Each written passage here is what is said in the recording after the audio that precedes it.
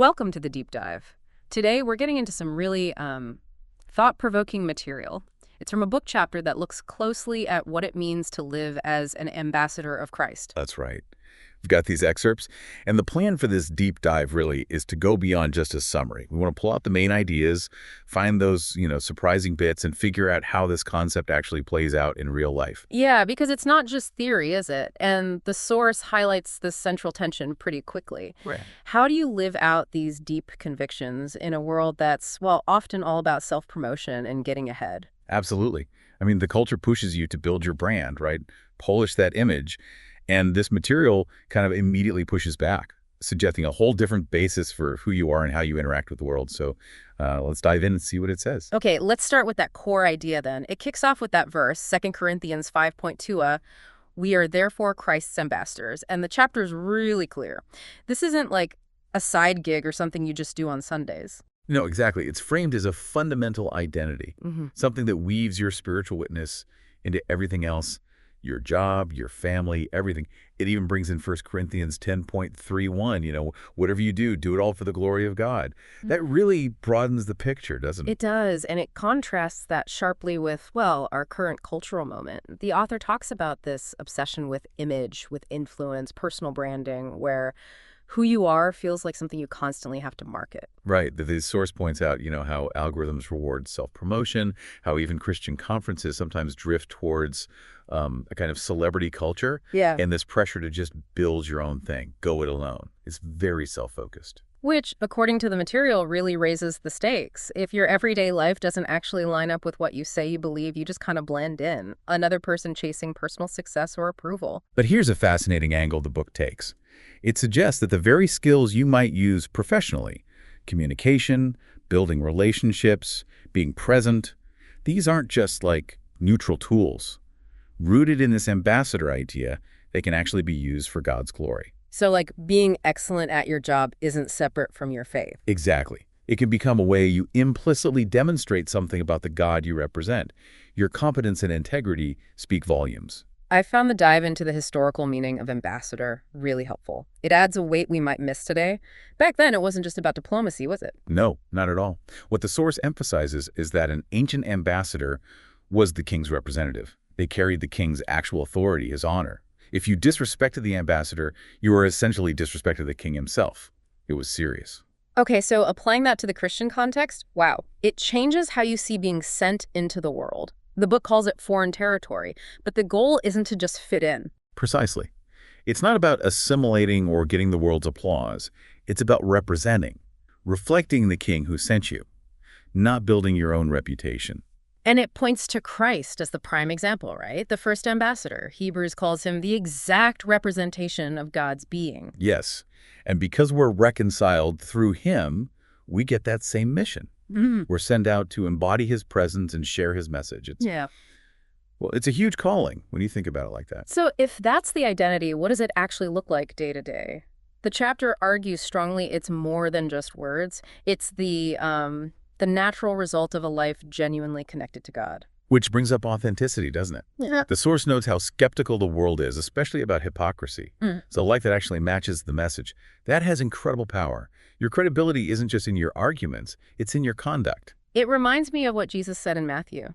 Let your light shine, see your good deeds, and glorify your Father. And the chapter insists this isn't about putting on a show. No, definitely not performative. It's described more as this genuine, spirit-produced transformation.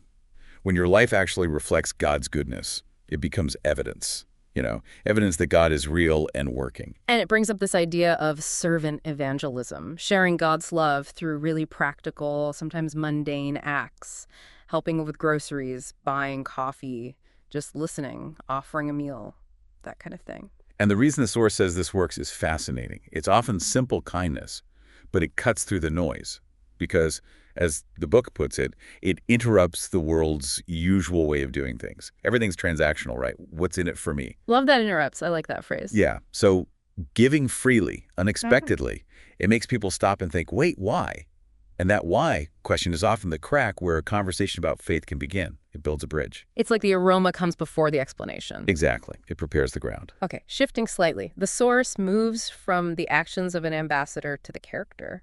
It puts a massive emphasis on who the person is, maybe even more than on their skills. Right. And he uses this term cruciform living life, shaped by the cross. It points to 2 Corinthians 6, listing things like endurance, patience, kindness, purity, genuine love, even through hardship. The badge isn't power, it's sacrifice. It tackles holiness, but not just in the sense of being morally clean or hiding away. It digs into the original words kodosh and hagios, meaning set apart. It explains holiness as fundamentally reflecting God's own nature, his difference, his goodness. And it starts with belonging to him. That set-apart living makes the invisible God visible and shows that, yeah, real change is possible through him. Which really clashes with the cultural pressure we talked about, doesn't it? This constant push to promote yourself versus the Christian call to live for God's glory. The source quotes John the Baptist. He must increase, I must decrease. And Paul saying, it's no longer I who live, but Christ lives in me. That dying to self idea, Yeah. it's presented not as becoming less, but as the way to find true life. You surrender the old, anxious, self-focused self for this new life in Christ. It's described as a paradox. Letting go leads to finding real purpose. And the chapter brings in Dietrich Bonhoeffer as an example of this. Yes, it uses his story, specifically his faithfulness in Nazi Germany, as an illustration from the source material of what this costly obedience can look like. Choosing faithfulness to God over earthly pressures, even immense ones, shows, according to the text, how God's glory can be revealed through that kind of costly submission. It frames true freedom as found in obedience to God. So where does all this happen? The source gets really practical about the everyday places. Yeah, it talks about the workplace excellence, integrity, humility there. Right. Online spaces aiming for truth and grace instead of, ego and arguments. Our relationships are seen as places for reconciliation. Even how we handle suffering with peace or hope can say something powerful. It mentions the public square, too, engaging with wisdom, not just outrage. And the home, obviously. Witness in marriage, parenting, singleness. Often the least visible, but maybe the most formative place. And woven through all this is the idea of being ready to give an answer from 1 Peter 3.15. Always being prepared for the hope that is in you, with gentleness and respect. And the author makes such a key point. It's not just about having your arguments lined up. It's about living with such noticeable hope that people actually ask you about it. The life prompts the question. Right. That's where apologetics comes in. The Greek word apologia is a reasoned defense, sure, but the source insists on the gentleness and respect. It's not combat, it's conversation, trying to clear away obstacles so people can see Jesus. And it gives tips for being ready. Know your stuff. Basically, deepen your roots in Scripture. Practice talking about your faith naturally. Be sensitive to where others are coming from. And use questions. Ask good questions. Yeah, that ministry of questions. So powerful. Less telling, more asking. Now, another huge point this source makes, this ambassadorship, it's not a solo flight. Oh, absolutely. Community is central. Christianity is fundamentally corporate. The church isn't just scattered individuals, it's meant to be a body. And the argument is that the collective life of the church, when it's working right, is a powerful witness that individuals alone can't quite replicate. It's the us together that shows the gospel. It circles back to Jesus' command in John 13, love one another. By this, everyone will know. That distinctive sacrificial love within the community is supposed to be the big marker. The chapter calls the church's life together a counter-narrative to all the division and isolation out there. It should be a place demonstrating unity and diversity, forgiveness, service. Like a little preview, right? The source calls it a foretaste of heaven, where people from everywhere are united like that picture in Revelation. Gives the world a glimpse of God's future. So bringing it all back to that core tension we started with, living for God's glory versus chasing our own. Yeah, the source really lands on this. True fulfillment, real joy, lasting impact. Yeah. It doesn't come from getting praise or building your own little kingdom. It comes from deliberately choosing to live for God's glory instead. It's a fundamental shift from relying on yourself to depending on God.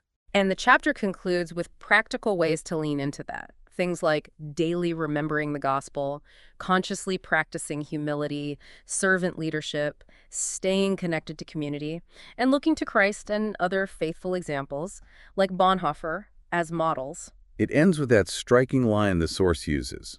True glory belongs to God alone, and those who surrender to him shine brightest. It's that paradox again, isn't it? Letting go of your own light lets his shine through you. Wow, okay, that was quite a journey through this material. We went from understanding this quite radical identity as an ambassador to seeing how it's lived out not just in words, but in our actual lives, through holiness, through We service. talked about being ready to explain the hope we have, and crucially, how the community, the church together, plays a vital role in showing what the gospel looks like. And we kept coming back to that central challenge from the source, resisting that constant pull towards self-promotion and choosing instead to live for God's glory. Which leads to the final thought the book seems to leave us with. It's pretty challenging, but also maybe freeing. The idea that the world isn't just looking for clever arguments, it's looking for lives that actually show the truth is real. So, building on all that, here's something for you to think about this week, drawn from the heart of this material. What might it look like for your life in your specific circumstances right now to be that kind of message? How could you, maybe intentionally, make God's reality a bit more visible through what you do, how you act, what you say, knowing you're not just stumbling through life, but that you are actually sent?